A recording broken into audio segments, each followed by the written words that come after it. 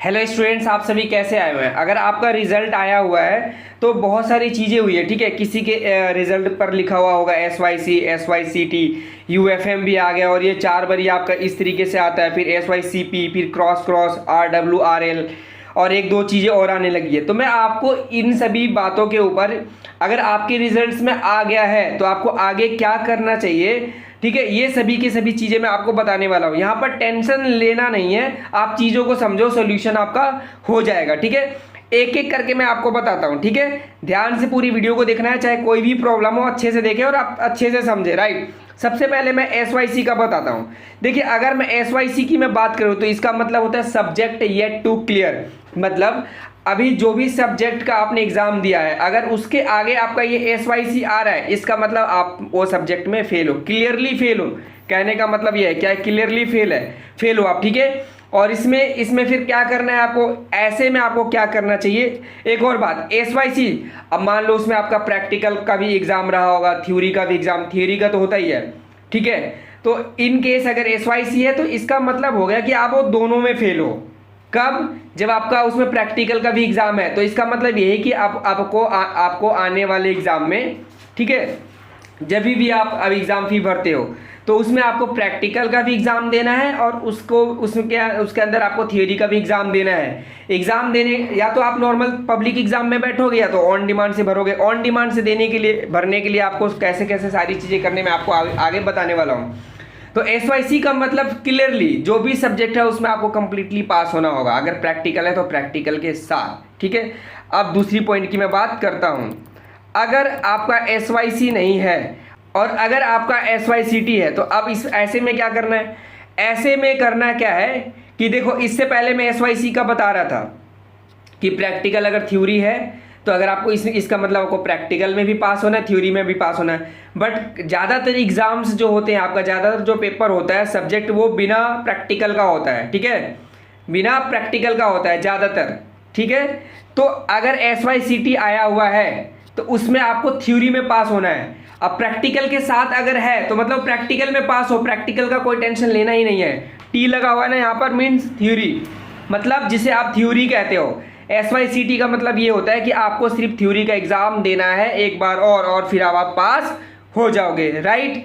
Process आगे मैं सारा बताने वाला हूँ, टेंशन लेने की जरूरत नहीं है। लेकिन अगर उसी की जगह SYCT नहीं है, SYCP आ जाता है P, तो उसका मतलब ये है कि थ्योरी में वह पास है और प्रैक्टिकल में वह फेल है। तो बस एक प्रैक्टिकल के एग्जाम आपको दे देना है, राइट। अब नेक्स्ट मैं आपको बता देता हूँ, ये तीनों चीज़ आपको क्लियर हो गई होगी। अब अगला आपका है RL और RW। देखो, अगर इनमें से कुछ भी आ जाता है तो ये लगभग कॉमन है, ठीक है। इसका मतलब आपका रिजल्ट जो है होल्ड की गई है, वेटिंग में है। रिजल्ट इन्होंने आपका जो है उसमें अपडेटेड नहीं है। कहने का मतलब इसके कई कारण हो सकते हैं। मेन ये होता है कि अभी अपडेट नहीं किया गया किसी न किसी कारण से। तो ऐसे में जो RL और RW आता है, इसमें ज़्यादा टेंशन लेने की बात होती नहीं है, बाद में अपडेट हो जाता है। इनकेस अपडेट नहीं होगा तो आपको एक हफ्ते, आप 1 वीक रुकना है। इनकेस अपडेट नहीं होता है तो उसका भी सोल्यूशन मैं आपको बताऊंगा। लेकिन फिलहाल ज़्यादा से ज़्यादा इसमें अपडेट हो जाते हैं, आपको रुकना चाहिए और इसमें कोई खास टेंशन लेने की आवश्यकता नहीं है। अब नेक्स्ट है आपका ये वाला, जिसमें आपका ये 4 बारी क्रॉस क्रॉस क्रॉस क्रॉस होता है, यानी कि x की तरह होता है, या मल्टीप्लाई मल्टीप्लाई मल्टीप्लाई मल्टीप्लाई की तरह होता है। इसका मतलब ये कहाँ पर होगा आपका, ये ज़्यादातर आपका कहाँ पर होता है, ये ज़्यादातर आपका होता है जब आपका जो रिपोर्ट कार्ड है, जो रिजल्ट है, उसके ठीक नीचे। देखो, ये कई कारणों से हो सकता है। इसका सीधा सा मतलब अगर रिजल्ट के नीचे है जहाँ पर पास या फेल लिखा रहता है, उस जगह पे है, तो इसका मतलब ना पास हो ना फेल हो, ठीक है। देखो, पास होते तो वहाँ पर सीधा सीधा लिखा रहता है कि आप पास हो, ये तो नहीं है। और अगर आपका फेल होता है तो सीधा सीधा लिखा होता है आप फेल हो, ये भी नहीं है, ठीक है। और आपको NIS में फेल का तो आपको कम ही देखने को मिलेगा, क्योंकि आपको पता है किसी न किसी तरीके से आप पास हो ही जाते हो। आप दोबारा एग्जाम में बैठ लेते हो, आप पब्लिक एग्जाम में ऑन डिमांड में आप दोबारा सेटिंग कर लेते हैं, ठीक है, बुक कर लेते हो और इस तरीके से आप पास हो जाते हो, ठीक है। मैं आपको जो भी इन्फॉर्मेशन दे रहा हूँ आपको राइट इन्फॉर्मेशन पूरी देने की मैं कोशिश कर रहा हूँ, ठीक है। आपको चीज़ों को समझना है। इसका मतलब ये हो गया कि आपका पेपर क्लियर है ही नहीं। कारण देखो बच्चों, कारण कुछ भी हो सकता है ना, कारण ये सभी ऊपर वाले में से एक ना एक होगा। रीज़न क्या होगा, या तो आपका पेपर ही क्लियर नहीं हुआ है, या तो आपका पेपर हो गया है लेकिन आपका थ्योरी का एग्ज़ाम अटका हुआ है, या प्रैक्टिकल का एग्ज़ाम अटका हुआ है, या फिर आपका रिजल्ट जो है अभी होल्ड पर रखा गया है, ठीक है। तो इस वजह से ये चीज़ें आपको ज़्यादातर दिखाई देती है। तो अब इसको आप क्या समझो, देखो ये सारी चीज़ें मैंने आपको बता दिया। अगर कोई बच्चा मान लो कि सब्जेक्ट में फेल है या थ्योरी में या प्रैक्टिकल में फेल है, तो उसकी एग्ज़ाम पास हो जाओगे, ये हट जाएगा, ये सीधा हट जाएगा ना, और फिर वो पास दिखेगा अगर आप पास होते हो। लेकिन अब आगे का मैं आपको बताता हूँ, ठीक है। तो इसमें भी टेंशन लेने की ज़रूरत नहीं है। इसमें बस ये है कि जिस एग्ज़ाम में आपका रह गया है वो सब्जेक्ट देखो कि आप कौन से सब्जेक्ट में आप रह गए हो, उसका एग्ज़ाम दे दो और पास होने के बाद वो पास दिखाई देगा। इसकी जगह क्या आ जाएगा, इस वाले जगह पे क्या लिखा होगा पता आपको, पास रिजल्ट में, ठीक है। नेक्स्ट है आपका UFM। ये थोड़ा सा कुछ बच्चों के लिए, स्टूडेंट्स के लिए हेडेक का रीज़न बना हुआ है, क्योंकि इसमें बच्चे काफ़ी टेंशन ले लेते हैं, ठीक है। अनफेयर मीन्स है, यानी कि आपने जहाँ पर भी सेंटर पढ़ा होगा या एग्ज़ाम दिया होगा, इसका मीनिंग मेन जो है यही होना चाहिए कि वहाँ पर अनफेयर तरीके से एग्ज़ाम्स दिलवाया गया है या फिर आपने दी है।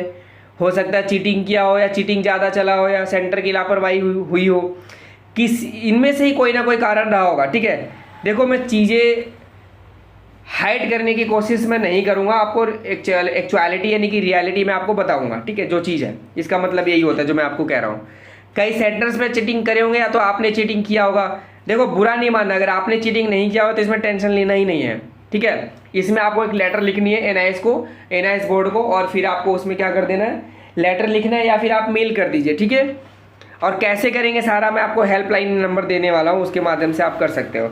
आप लेटर लिख लो, उसके अंदर आप लिख लो कि टाइप कर लीजिए, हम गाइड भी कर देंगे कि जो भी एग्ज़ाम दिए मैंने एग्ज़ाम से अपने ऑनेस्ट जितना मुझे नॉलेज के अकॉर्डिंग मैंने लिखा हुआ है पेपर, और मुझे मुझे लगता है कि मैं इसके अंदर मैं पास हूँ।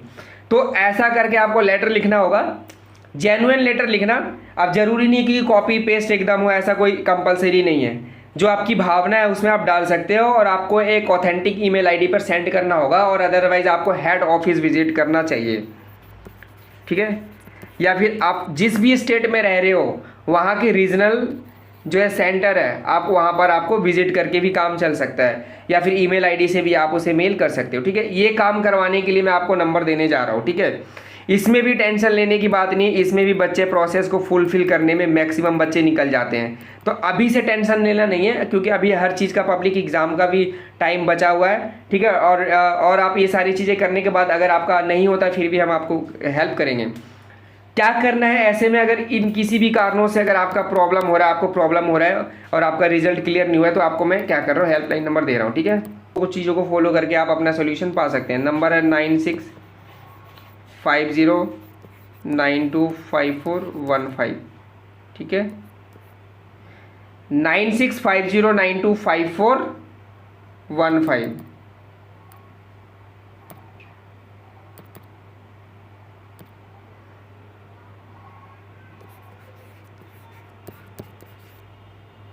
ये फ़ोन नंबर है, ठीक है।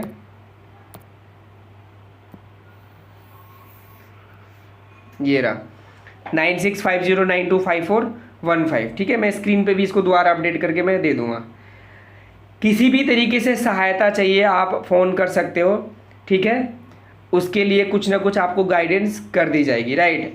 अब आपको क्या करना चाहिए, अगर आपके परिणाम में इनमें से कुछ भी लिखा है तो इस क्वेश्चन जो यहाँ पर लिख रखा है हमने, उस क्वेश्चन का जवाब हमने आपको दे दिया है। ये जो क्वेश्चन हमने यहाँ लिख रखा था उस क्वेश्चन का जवाब हमने दे दिया है। अब आपको कॉल कर लेना है और सॉल्यूशन पा लेना है। इसके बाद अगला अपडेट बताऊंगा कि आने वाले जो अगला नेक्स्ट अपडेट में कि क्लास 10th का या 12th का सिलेबस आपको कैसे चेक करना है, ये सब बारे में बताऊँगा।